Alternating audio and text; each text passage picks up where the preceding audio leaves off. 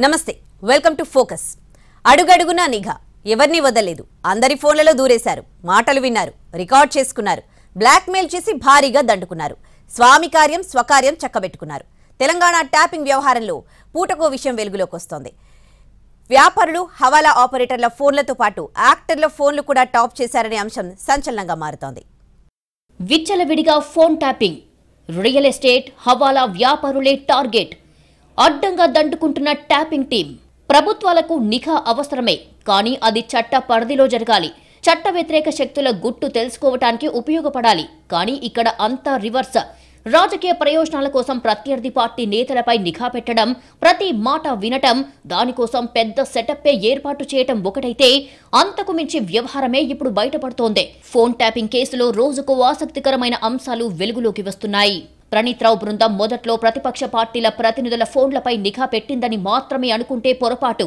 అంతకు మించిన దందా పెద్ద ఎత్తున నడిచిందని తెలుస్తోంది రియల్ ఎస్టేట్ వ్యాపారులు హవాలా ఆపరేటర్లు నగల వ్యాపారులు వ్యాపారస్తులు పారిశ్రామికవేత్తలు టార్గెట్గా తెలంగాణలో ట్యాపింగ్ జరిగింది ఒక్క మాటలో చెప్పాలంటే ప్రభుత్వానికి అవసరమైన సమాచారం కంటే ప్రైవేట్ వ్యక్తుల కోసమే ప్రణీత్ రావు టీం ఎక్కువగా పనిచేసింది 36 మంది ప్రముఖ రియల్ ఎస్టేట్ బిల్డర్లు వ్యాపారులు ప్రముఖ జ్యువెలరీ వ్యాపారులు హవాలా వ్యక్తుల ఫోన్లు మాజీ మంత్రుల అనుచరుల ఫోన్లు కూడా ట్యాప్ చేసి బెదిరించినట్లు తెలుస్తోంది ఫోన్ ట్యాపింగ్ ను గత సర్కారు తిరుగులేని ఆయుధంగా వాడుకున్నట్లు వెల్లడవుతోంది ప్రతిపక్షాలతో పాటు స్వపక్షం పైన ఈ అస్త్రాన్ని ప్రయోగించింది cinema pharma real estate IT రంగాల ప్రముఖుల కాల్స్ ను కూడా రికార్డ్ చేసినట్లు వెల్లడయ్యింది ఆఖరికి బంధువులను కూడా వదలలేదని విచారణలో వెలుగు చూసింది పారిశ్రామికవేత్తల కాల్స్ ను రికార్డ్ చేసి వాళ్లకే వాటిని తిరిగి పంపి బ్లాక్ మెయిల్ చేశారని అలా బ్లాక్ మెయిల్ చేసి ఆ తర్వాత బీఆర్ఎస్ కు కోట్లాది రూపాయల నిధులను ఎలక్టోరల్ బాండ్స్ ద్వారా రాబట్టుకున్నట్లు పోలీసులు గుర్తించారు ప్రజారక్షణ కోసం పనిచేయాల్సిన పోలీసింగ్ ను గత బీఆర్ఎస్ సర్కారు తన సొంత ఎజెండాకు వినియోగించుకుందని మొదట్నుంచి విమర్శలు వస్తున్నాయి ఫోన్ ట్యాపింగ్ వ్యవహారం బయటికి రావడంతో అది వాస్తవమని రుజువయ్యింది ప్రణీత్ రావు టీం బడా వ్యాపారుల నుంచి ఎలక్టోరల్ బాండ్స్ కొనిపించారని ప్రతిపక్ష నేతలు పౌర హక్కుల సంఘాలను అణచివేసే విధంగా పోలీస్ డిపార్ట్మెంట్తో ఇల్లీగల్ ఆపరేషన్స్ చేసినట్లు ప్రస్తుతం పోలీసుల విచారణలో తేలింది కాంగ్రెస్ బీజేపీ ముఖ్య నేతలు వాళ్ల కుటుంబ సభ్యులు సొంత పార్టీలోని నాయకులు వేల కోట్ల లావాదేవీలు జరిపే ఇండస్ట్రియలిస్టులు రియల్ ఎస్టేట్ ఫార్మా జ్యువెలరీ వ్యాపారులు ఇలా ఎవరిని వదలకుండా అందర్నీ ఫోన్ ట్యాపింగ్ ద్వారా గత ప్రభుత్వం టార్గెట్ చేసినట్లు పోలీసులు గుర్తించారు ఇందుకోసం ఓ సాఫ్ట్వేర్ కంపెనీతో ఇజ్రాయెల్ నుంచి అత్యాధునిక సాఫ్ట్వేర్ ట్యాపింగ్ పరికరాలను కొనుగోలు చేసినట్లు వెలుగులోకి వచ్చింది ఇందుకు అవసరమైన డబ్బును ఇంటెలిజెన్స్ మాజీ చీఫ్ ప్రభాకర్ రావు ద్వారా చెల్లించినట్లు తెలిసిందే ముఖ్యంగా గత ఎన్నికల సమయంలో హవాలా వ్యాపారులను పెద్ద ఎత్తున టార్గెట్ చేసినట్లు స్పెషల్ టీం పోలీసులు ఆధారాలు సేకరించారు ఇందుకు సంబంధించి ఇప్పటికే పలువురు వ్యాపారవేత్తలు ఉన్నతాధికారులను ఆశ్రయించినట్లు సమాచారం సిటీతో పాటు రాష్ట్ర వ్యాప్తంగా అక్రమ వ్యాపారాలు చేసేవారిని బెదిరించి పెద్ద మొత్తంలో వసూలు చేసినట్లు దర్యాప్తులో తేలిందని తెలిసిందే బాధితుల్లో వివిధ పార్టీలకు చెందిన ప్రముఖుల బంధువులు బిజినెస్ పార్ట్నర్స్ కూడా ఉన్నట్లు పోలీసులు గుర్తించారు రాష్ట్ర స్పెషల్ ఇంటెలిజెన్స్ బ్యూరో కేంద్రంగా అక్రమ ట్యాపింగ్ కు పాల్పడిన మాజీ OSD T Prabhakar Rao and team సాగించిన దందాలు ఒక్కొక్కటిగా వెలుగులోకి వస్తున్నాయి ప్రతిపక్ష నేతలు కీలక వ్యక్తులు వారి కుటుంబాలపై నిఘా ఉంచడంతో పాటు ట్యాపింగ్ సందర్భంగా తెలుసుకున్న సమాచారం ఆధారంగా పలు కంపెనీలు పలువురు రియల్టర్లు బిల్డర్లు జ్యువెలర్స్ ను బెదిరించి భారీ స్థాయిలో వసూళ్లకు పాల్పడినట్లు సిట్ అధికారులు చెబుతున్నారు ఇందుకు సంబంధించిన ప్రాథమిక ఆధారాలు సైతం లభించినట్లు సమాచారం అనుకోకుండా దొరికిన అవకాశంతో పెద్ద మొత్తంలో అక్రమాలకు తెరలేపారని తెలుస్తోంది తీవ్రవాదంపై కన్నేసేందుకు సమకూర్చుకున్న అత్యాధునిక సాంకేతిక పరిజ్ఞానాన్ని ఫోన్లు ట్యాప్ చేసేందుకు ఉపయోగించారు అనేది ఈ కేసులో ప్రధాన అభియోగం నిజానికి ఎన్నికల సమయంలో పట్టుకున్న డబ్బులో ప్రతిపక్షాలకు చెందినదే ఎక్కువగా ఉంది ఫోన్ ట్యాపింగ్ ద్వారానే ఇది సాధ్యమైందని పోలీసులు అనుమానిస్తున్నారు శాసనసభ ఎన్నికల వేళ పోలీసు తనిఖీల్లో దాదాపు 350 కోట్ల రూపాయల నగదును స్వాధీనం చేసుకున్నారు ఇందులో ఎక్కువ మొత్తం హవాలా వ్యాపారానికి సంబంధించినదే 300 కిలోల బంగారం 1000 కిలోల వెండి కూడా స్వాధీనం చేసుకున్నారు పట్టుబడిన సొమ్ములో అధికార పార్టీ నేతకు సంబంధించి ఒక్క రూపాయి కూడా లేదు హవాలా మార్గంలో సొత్తు రవాణా చేసేవారనే ప్రణీత్ రావు బృందం లక్ష్యంగా చేసుకుందని పోలీసులు అనుమానిస్తున్నారు హవాలా వ్యాపారమైనందున డబ్బు పట్టుబడ్డా ఎవరూ ఫిర్యాదు చేసేందుకు ముందుకు రారు ఒకవేళ తమదే అని చెప్పినా ఎంతో కొంత ఖర్చైనా పర్వాలేదు కానీ కేసు లేకుండా బయటపడాలని చూస్తారు దీన్ని ఆసరాగా చేసుకుని పెద్ద మొత్తంలో వసూలు చేసినట్లు అనుమానిస్తున్నారు. అలానే పట్టుకున్న డబ్బులో కొంత నొక్కేసి మిగతాది అధికారికంగా చూపించి ఉండవచ్చని కూడా భావిస్తున్నారు. అప్పట్లో నమోదైన కేసుల ఆధారంగా హవాలా వ్యాపారానికి సంబంధించిన వారిని పిలిపించి వివరాలు సేకరించే ఆలోచనతో పోలీసు అధికారులు ఉన్నారు. కూడబెట్టిన ఆస్తులతో ఖరీదైన విల్లాలు, భూములు కొన్నట్టు సమాచారం. ఫోన్ ట్యాపింగ్ కేసులు అరెస్టైన వారితో పాటు ఆరోపణలు ఎదుర్కొంటున్న అధికారుల ఆస్తుల చిట్టాను బయటికి తీసే పనిలో పడినట్టు తెలుస్తోంది. తాజాగా ఏసీబీ అధికారులు కూడా ఈ కేసుపై దృష్టి సారించారు.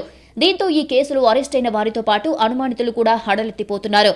మరో సంచలన విషయం ఏంటంటే ఈ ట్యాపింగ్ టీం నాటి బీఆర్ఎస్ ప్రభుత్వ రాజకీయ ప్రత్యర్థులపైనే కాకుండా గులాబీ పార్టీ కీలక నాయకులు చెప్పిన ప్రైవేట్ వ్యక్తుల ఫోన్లపై కూడా నిఘా పెట్టినట్లు తెలుస్తోంది. అదే సమయంలో ట్యాపింగ్ టీం పోలీసు విభాగంలోని వారిని కూడా వదిలిపెట్టలేదు. ప్రభాకర్ రావు ఆదేశాల మేరకు ఆయన కంటే తక్కువ, ఎక్కువ హోదాల్లో ఉన్నవారి ఫోన్లను ట్యాప్ చేసినట్లు సమాచారం. పలువురు ఐపీఎస్లతో పాటు ఐఏఎస్ అధికారులపైన నిఘా ఉంచినట్లు తెలిసిందే. నగర పోలీస్ కమిషనర్ గా పనిచేసి డీజీపీగా వెళ్లిన ఓ అధికారి సైతం ప్రభాకర్ రావుని అడ్డుకోలేకపోయారు. దీంతో ఆయన ఓ దశలో సాధారణ ఫోన్, వాట్సాప్ కాకుండా సిగ్నల్ యాప్ వాడాలని ఎస్పీలు, ఇతర అధికారులకు ఆదేశాలు జారీ చేశారు. పోలీస్ శాఖలోని కానిస్టేబుల్ నుంచి డీజీపీ స్థాయి అధికారులెవరూ గత ప్రభుత్వంలో డైరెక్ట్గా ఫోన్లో మాట్లాడుకోలేదు. వాట్సాప్, ఫేస్ టైమ్, సిగ్నల్ యాప్ల ద్వారా మాత్రమే మాట్లాడుకున్నారు. అయినప్పటికీ ఫోన్ ట్యాప్ అయ్యే ప్రమాదం ఉందని భావించిన వారు తమ మనుషుల్ని పంపి సమాచారాన్ని చేరవేశారని తెలుస్తోంది. మాజీ డీజీపీలతో పాటు అప్పట్లో ఐజీలు, డీఐజీలుగా పనిచేసిన వాళ్లు కూడా ఎస్పీలతో ఫోన్లో మాట్లాడడానికి భయపడ్డారంటే ఎంత అభద్రతా భావం ఏర్పడిందో అర్థం చేసుకోవచ్చు. రాజకీయ ప్రత్యర్థుల్ని టార్గెట్ చేశారనుకున్నారు. కానీ రియల్ ఎస్టేట్, హవాలా, జ్యువెలరీ ఒకటి రెండు కాదు. ఎక్కడ డబ్బులు చేతులు మారతాయో, ఎక్కడ కాస్త గీత దాటిన వ్యాపారాలుంటాయో అక్కడ ఫోన్ ట్యాపింగ్ గద్దలు వాలాయి. లూప్ హోల్స్ పట్టుకున్నారు. కాల్స్ రికార్డ్ చేసి కోట్లు వసూళ్లు చేశారు. బీఆర్ఎస్కి ఈ స్థాయిలో ఎలక్టోరల్ బాండ్లు రావడం వెనక ఉన్నది ట్యాపింగ్ టీమే అనేది లేటెస్ట్ సమాచారం. ప్రభుత్వాలు సజావుగా నడవాలంటే నిఘా వ్యవస్థల అవసరం ఉంటుంది. ప్రత్యక్షంగా కనిపించే పోలీసులతో పాటు నిఘా వేయటం ద్వారా తెర వెనక సమాచారాన్ని సేకరించే ఇంటెలిజెన్స్ కూడా అవసరమే. కానీ గత ప్రభుత్వం నిఘా వ్యవస్థను తప్పుడు పనులకు ఉపయోగించిందే, స్వప్రయోజనాలకు వాడుకుందే. ఇటు ట్యాపింగ్ టీంలోని పోలీసులు స్వామి కార్యంతో పాటు స్వకార్యం కూడా చక్కబెట్టుకున్నారు. మొన్నటి ఎలక్టోరల్ బాండ్ల లిస్టులో బీఆర్ఎస్ 1322 కోట్లతో దేశంలోనే 4వ స్థానంలో ఉంది. ఒక ప్రాంతీయ పార్టీకి ఈ స్థాయిలో విరాళాలు ఎలా వచ్చాయనే ప్రశ్న రావటం సహజం. దానికి సమాధానంగా ట్యాపింగ్ టీం వ్యవహారం తెరపైకి వచ్చింది.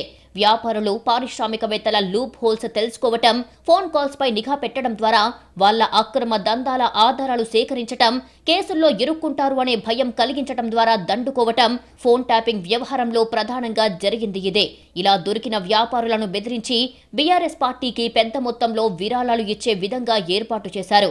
నిజానికి ఒక పార్టీకి విరాళాలు ఇవ్వాలంటే సంస్థలైనా, వ్యక్తులైనా అభిమానంతో ఇస్తారు. మెడ మీద కత్తి పెట్టి బలవంతంగా విరాళాలను గుంజరు.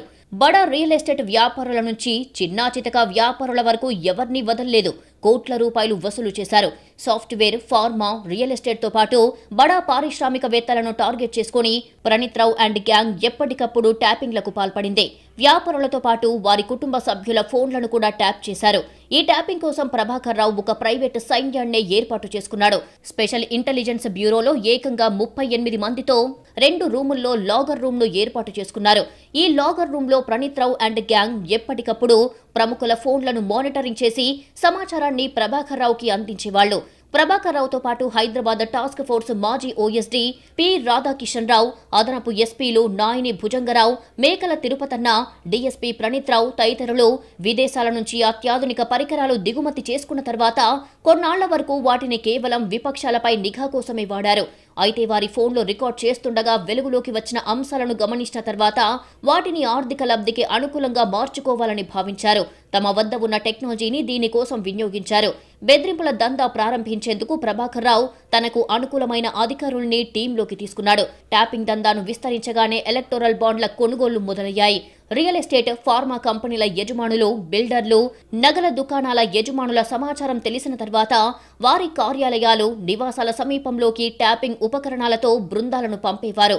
బాధితుల ఫోన్లలో జరిగే ప్రతి సంభాషణను రికార్డ్ చేసుకుని వచ్చి ప్రణీత్ రావుకు అప్పగించేవారు. వీటిని విశ్లేషించేందుకు పర్వత్ నగర్లోని వార్ రూమ్లో ఓ ప్రత్యేక బృందం పనిచేసేది. ఇలా ఆయా వ్యాపారుల వ్యక్తిగత జీవితాలు, బలహీనతలు తదితరాలను గుర్తించేవారు. వాటి ఆధారంగా బెదిరించి భారీ మొత్తంలో వసూళ్లకు పాల్పడేవారు. బెదిరింపులకు లొంగని కొందరు వ్యాపారుల వాట్సాప్లకు ట్యాపింగ్లో బయటపడిన సంభాషణల ఆడియోలను పంపి లొంగదీసుకున్నట్లు తెలిసిందే. 2017-18 ఆర్థిక సంవత్సరం నుంచి ఎలక్టోరల్ బాండ్ల విధానం అమల్లోకి వచ్చిన నేపథ్యంలో వివిధ రంగాలకు చెందిన వ్యాపారులు, కాంట్రాక్టర్లను బెదిరించి ఎలక్టోరల్ బాండ్లు కొనేలా చేసినట్లు సమాచారం. ఆఖరికి వ్యక్తిగత విషయాలపై కూడా ఫోకస్ పెట్టి ఫోన్ కాల్స్ లో ఆధారాలు దొరకగానే ఫోన్ రికార్డులను నేరుగా వాళ్లకే పంపి బెదిరింపులకు పాల్పడ్డారు. చెప్పినట్లు వినకపోతే ఈ ఆడియోలు సోషల్ మీడియాలో వైరల్ చేస్తామని బెదిరించేవారు. సాధారణంగా వ్యాపారవేత్తలు అన్ని పార్టీల వాళ్లతో సామరస్యంగానే ఉంటారు. అధికార పక్షంతో కాకుండా ఇతర పార్టీలతో సన్నిహితంగా ఉండే వ్యాపారులను ప్రణీత్ రావు టీం ఏమాత్రం సహించలేదు. ఎలక్టోరల్ బాండ్స్ వ్యవస్థ రంగంలోకి రావడంతో ఈ టీం పని మరింత సులువైంది. బెదిరించడం, బలవంతంగా ఎలక్టోరల్ బాండ్స్ ని కొనిపించడం భారీ ఎత్తున జరిగింది. ఈ నేపథ్యంలో బీఆర్ఎస్ పార్టీకి పెద్ద మొత్తంలో ఎలక్టోరల్ బాండ్లు వచ్చినట్లుగా అధికారులు చెబుతున్నారు. 100 మందికి పైగా వ్యాపారవేత్తలను బెదిరించి బీఆర్ఎస్ కు అనుకూలంగా విరాళాలు ఇచ్చేలా లొంగదీసుకున్నారని భావిస్తున్నారు. అటు జ్యువెలరీ షాపుల యజమానులను కూడా విపరీతంగా దోచుకున్నారు అనే వాదన వినిపిస్తోంది. ఎందుకంటే ముంబై, కలకత్తా తర్వాత హైదరాబాద్ నగరం అతిపెద్ద బులియన్ మార్కెట్. ఇక్కడ ప్రతిరోజు కూడా కొన్ని వేల కోట్ల రూపాయల వ్యాపారం నడుస్తుంది. బంగారం లావాదేవీలు పెద్ద మొత్తంలో జరుగుతుంటాయి. ఈ నేపథ్యంలో పెద్ద పెద్ద జ్యువెలరీ షాపులను టార్గెట్ గా చేసుకుని వసూళ్లకు పాల్పడినట్టు చెప్తున్నారు. మరోపక్క బీఆర్ఎస్ ప్రభుత్వ 2 టర్ముల్లో పలు ఉప ఎన్నికలు వచ్చాయి. ఈ ఉప ఎన్నికల సందర్భంలో ప్రణీత్ రావు అండ్ గ్యాంగ్ ఇష్టాన రీతిన వసూళ్లకు పాల్పడింది. ముఖ్యంగా ప్రతిపక్ష నేతలకు ఎవరైనా డబ్బు సమకూర్చాలని ప్లాన్ చేసినట్లయితే దాన్ని ట్యాపింగ్ ద్వారా పసిగట్టి వాళ్ల ఇంటిపై రైడ్ చేయడంతో పాటుగా వాళ్లు ఒకవేళ డబ్బులు పంపించినట్లయితే మధ్యలోనే పట్టుకుని పోలీసులకు అప్పగించేవారు. ఈ హవాలా డబ్బులు చాలా వరకు ప్రణీత్ రావు అండ్ గ్యాంగ్ కొట్టేసి ఉంటారని సిట్ అనుమానిస్తోంది. 10 కోట్ల రూపాయలు స్పాట్ లో దొరికితే ₹1 కోటి లెక్కలో చూపెట్టి మిగతా 9 కోట్ల రూపాయల వరకు పంచుకున్నారని అనుమానిస్తున్నారు. ముఖ్యంగా మునుగోడుతో పాటు హుజూర్ నగర్ ఎన్నికల్లో వేల కోట్ల రూపాయల లావాదేవీలు జరిగాయి. ఈ సమయంలో ప్రతిపక్ష నేతల డబ్బులు మాత్రమే అధికారులు పట్టుకున్నారు. అధికార పక్షానికి సంబంధించిన డబ్బుల్ని ఎక్కడా ఎవరూ కూడా పట్టుకోలేదు. మరోవైపు సినీ పరిశ్రమపై కూడా నిరంతరం నిఘా పెట్టినట్టుగా సమాచారం. సినీ పరిశ్రమలోని కొంతమంది హీరోయిన్లపై నిఘా పెట్టి వాళ్ల వ్యక్తిగత విషయాలను ఎప్పటికప్పుడు బహిర్గతం చేసి భయభ్రాంతులకు గురి చేసినట్లు చెప్తున్నారు. బీఆర్ఎస్ హయాంలో జరిగిన ట్యాపింగ్ వ్యవహారం రచ్చగా మారుతోంది. బాధితులు ఒక్కొక్కరు బయటకొస్తున్నారు. ట్యాపింగ్ టీం ఎంతమందిపై నిఘా పెట్టారో, ఎన్ని లక్షల కాల్స్ రికార్డ్ చేశారో తేల్చాల్సి ఉంది. ఎన్ని వందల కోట్లు వెనకేసుకున్నారో గుట్టు విప్పాల్సి ఉంది. నాటి ప్రభుత్వానికి కలిగిన లాభం ఎంతో తెలియాల్సి ఉంది. ఇంటెలిజెన్స్ వ్యవస్థని ప్రభుత్వాలు దుర్వినియోగం చేస్తే ఏ స్థాయిలో నేరాలు జరుగుతాయో ట్యాపింగ్ వ్యవహారం చెప్తోంది. తెలంగాణలో ఫోన్ ట్యాపింగ్ వ్యవహారం రాజకీయ దుమారం రేపుతోంది. ట్యాపింగ్ కేసులో న్యాయ విచారణ జరపాలని డిమాండ్ చేశారు కిషన్ రెడ్డి. ఫోన్ ట్యాపింగ్ కు బాధ్యులు అప్పటి ముఖ్యమంత్రి కేసీఆర్ అన్నారు బీజేపీ రాష్ట్ర అధ్యక్షుడు కిషన్ రెడ్డి. బ్లాక్మెయిల్ కోసం ఫోన్ ట్యాపింగ్ చేయడం దుర్మార్గమని మండిపడ్డారు. ట్యాపింగ్ పై న్యాయ విచారణ జరపాలని డిమాండ్ చేశారు.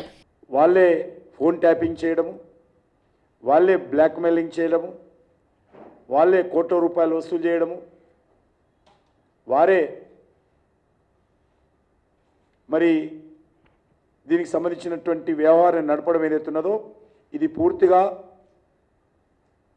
దీనికి ఎవరైనా బాధ్యత అంటే ఏకైక వ్యక్తి ముఖ్యమంత్రి గారు. ముఖ్యమంత్రి తనకు సంబంధించినటువంటి మంత్రులను ఆ రోజు పెట్టుకొని ఈ ఫోన్ ట్యాపింగ్ వ్యవహారము చాలా దుర్మార్గంగా వ్యవహరించడం జరిగింది. దీనిపైన ఉన్నత స్థాయి దర్యాప్తు జరపాలి, న్యాయ విచారణ జరపాలని నేను ఈ సందర్భంగా డిమాండ్ చేస్తా ఉన్నాను. ట్యాపింగ్ పై జిల్లాలోనూ దర్యాప్తు చేయాలని డీజీపీని కోరారు మహబూబ్ నగర్ ఎమ్మెల్యే ఎన్ఎం శ్రీనివాసరెడ్డి. హైదరాబాద్ కేంద్రంగానే దర్యాప్తు జరపడం కాకుండా జిల్లాల్లోనూ సెల్ ఏర్పాటు చేయాలన్నారు. గత 5 సంవత్సరాలుగా ఎవరి ఒత్తిడితోటి ఫోన్ ట్యాపింగ్ చేసిండ్రో, ఎవరు సూచన ఇస్తే ఫోన్ ట్యాపింగ్ చేసిండ్రో, ఎవరు రిక్వెస్ట్ చేస్తే హైదరాబాద్ లో ఉన్న అధికారులు ట్యాప్ చేసిండ్రో, లేదు వివిధ జిల్లాలలో సర్వర్లు పెట్టుకొని అక్కడ లోకల్ గా ఉన్న పారిశ్రామికవేత్తలను, బంగారు వర్తకులను, డబ్బున్న వాళ్లను, రియల్ ఎస్టేట్ లావాదేవీలు చేసే వాళ్లను, వీళ్ళందరినీ కూడా వాయిస్ విని వాళ్లతోటి లావాదేవీలు చేసిండ్రో, ఇవన్నీ కూడా తెలంగాణ సమాజానికి తెలియాలి అని చెప్పి నేను డీజీపీ గారిని కోరుకుంటా ఉన్నా. కేవలం హైదరాబాద్ బేస్డ్ గా మీరు ఇన్వెస్టిగేషన్ చేస్తే లక్షలాది మంది బాధితులు జిల్లాల్లో ఉన్నారు. అక్కడ కూడా మీరు ప్రతి జిల్లాలో కూడా దీనికి ఒక ప్రత్యేక సెల్ ఏర్పాటు చేయాలి. బాధితులు ఫిర్యాదు చేస్తారు. ఫోన్ ట్యాపింగ్ కేసులో మొదటి ముద్దాయిగా కేసీఆర్ ను చేర్చాలన్నారు బీజేపీ మెదక్ లోక్సభ అభ్యర్థి రఘునందన్. రాజకీయ ప్రయోజనాల కోసం ఫోన్ ట్యాపింగ్ కేసును వాడుకుంటున్నారని మండిపడ్డారాయన.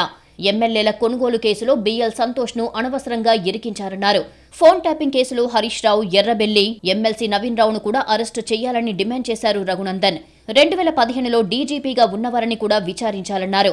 హైకోర్టు జడ్జీలు, సినిమా హీరోయిన్ల ఫోన్లను కూడా ట్యాప్ చేశారన్నారు రఘునందన్. ప్రణీత్ రావు అనేటువంటి డిఎస్పీ దుబ్బాక ఉప ఎన్నికల సందర్భంగా, హుజురాబాద్ ఉప ఎన్నిక సందర్భంగా, మునుగోడు ఉప ఎన్నిక సందర్భంగా కూడా మేము టెలిఫోన్ ట్యాపింగ్ చేసినామని చెప్పి పోలీస్ అధికారులు అంగీకరించినారని వివిధ టీవీ ఛానళ్లలో, ప్రసార మాధ్యమాల్లో, ప్రింట్ ఎలక్ట్రానిక్ మీడియాలో వార్తలు వస్తూ ఉన్నాయి. సో రేవంత్ రెడ్డి గారి తర్వాత రెండో బాధితుడు ఎవరంటే దుబ్బాక ఉప ఎన్నికల్లో గెలిచినటువంటి రఘునందన్ రావు, టెలిఫోన్ ట్యాపింగ్లో రెండో బాధితుడు. మరోపక్క ఫోన్ ట్యాపింగ్ కేసు మరో కీలక మలుపు తిరిగిందే. ట్యాపింగ్ వ్యవహారంలో ఓ ఎమ్మెల్సీ పాత్ర ఉన్నట్లు గుర్తించారు పోలీసులు. ఎమ్మెల్సీ పాత్రపై సిట్ అధికారులు విచారణ చేస్తున్నారు. ఇజ్రాయెల్ నుంచి అధునాతన పరికరాలను హైదరాబాద్కు రప్పించడంలో ఎమ్మెల్సీ కీలక పాత్ర పోషించినట్టు గుర్తించారు. ఎమ్మెల్సీ తన పలుకుబడి ఉపయోగించి ఎస్ఐబి టెక్నికల్ కన్సల్టెంట్ రవిపాల్తో ట్యాపింగ్ డివైస్లను తెప్పించినట్టు చెప్తున్నారు. ఈ కేసులో ఎమ్మెల్సీని విచారించేందుకు రంగం సిద్ధమైనట్లు తెలుస్తోంది. ఫోన్ ట్యాపింగ్ వ్యవహారంపై స్పందించారు మాజీ మంత్రి కేటీఆర్. విచారణ జరిపి తప్పు చేసిన వాళ్లపై చర్యలు తీసుకోవాలని కోరారు. రేవంత్ రెడ్డికి ఎవరూ భయపడరంటూ ఛాలెంజ్ చేశారు కేటీఆర్. పార్లమెంటు ఎన్నికల కోసం ఇసుక దందాతో పాటు రైస్ మిల్లర్లు, బిల్డర్లను బెదిరించి 2,000 కోట్ల రూపాయలు సీఎం రేవంత్ రెడ్డి వసూలు చేశారని ఆరోపించారు. ఇది బయటకు రాకుండా ఉండేందుకు ఫోన్ ట్యాపింగ్, గొర్రెల స్కామ్ అంటూ రాద్ధాంతాలు చేస్తున్నారని మండిపడ్డారు. కాంగ్రెస్ తాను చేస్తున్న దందాలను పక్కదారి పట్టించేందుకే ట్యాపింగ్ అంటూ రాద్ధాంతం చేస్తోందన్నారు కేటీఆర్.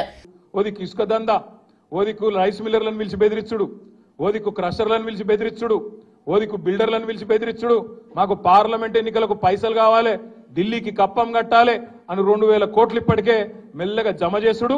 ఆ జమ చేసుడు బయటికి రాకుండా ఏం చేయాలి? ఇగో ఫోన్ ట్యాపింగ్ అవుతుంది, ఇగో ఈ స్కామ్ అవుతుంది, గొర్రెల స్కామ్ అవుతుంది, బర్రెల స్కామ్ అవుతుంది అని టీవీలలో తిప్పాలి, మన నెత్తులన్నీ ఖరాబ్ చేయాలి. అసలు కథ ఏంది? కిందనేమో ఇసుక స్కామ్లో ఒక మంత్రి దొరుకుతాడు, ఇంకో దగ్గర రైస్ మిల్లర్లు ఇంకో మంత్రి బెదిరిస్తాడు, ఇంకో దగ్గర క్రషర్ల మీద దాడులు చేసుకుంటూ అక్కడ పైసలు వసూలు చేస్తారు. మరోపక్క ఫోన్ ట్యాపింగ్ కు తనకు ఎలాంటి సంబంధం లేదంటున్నారు మాజీ మంత్రి ఎర్రబెల్లి దయాకర్ రావు. ప్రణీత్ రావుతో తనకు పరిచయం కూడా లేదని, వాళ్ల బంధువులు తమ ఊళ్ళో ఉన్నారని తెలిసిందన్నారు. ప్రణీత్ రావు కుటుంబం ఏ పార్టీలో ఉందో విచారణ జరిపితే తెలుస్తుందన్నారు. పార్టీ మారాలని కొందరి ద్వారా తనపై ఒత్తిడి తెస్తున్నారని, అయినా మారే ప్రసక్తే లేదని చెప్పారు. దాంట్లో అయితే నాకు ఎన్నో సంబంధం లేదు, ఆ ప్రణీత్ రావు ఎవరో కూడా తెలియదు. ఎంక్వైరీ చేయమంటున్నాం కదా. ఇప్పుడు మనం ఒక్క నిమిషం మీరు ఏనండి, ప్రణీత్ రావు మా ఊళ్ళో బంధువు, వాళ్ళ నాయనమ్మో అమ్మమ్మో వాళ్ళ అమ్మమ్మ ఊరటది, ఆయన ఊరు వేరు, ఆయన మాకు తెలియడం కూడా తెలియదు, వాస్తవంగా నాకు పరిచయం కూడా లేదు ఆయన. ఆయన ఏం చేసిండనేది వాళ్ళ ఎంక్వైరీలో తెలుస్తుంది.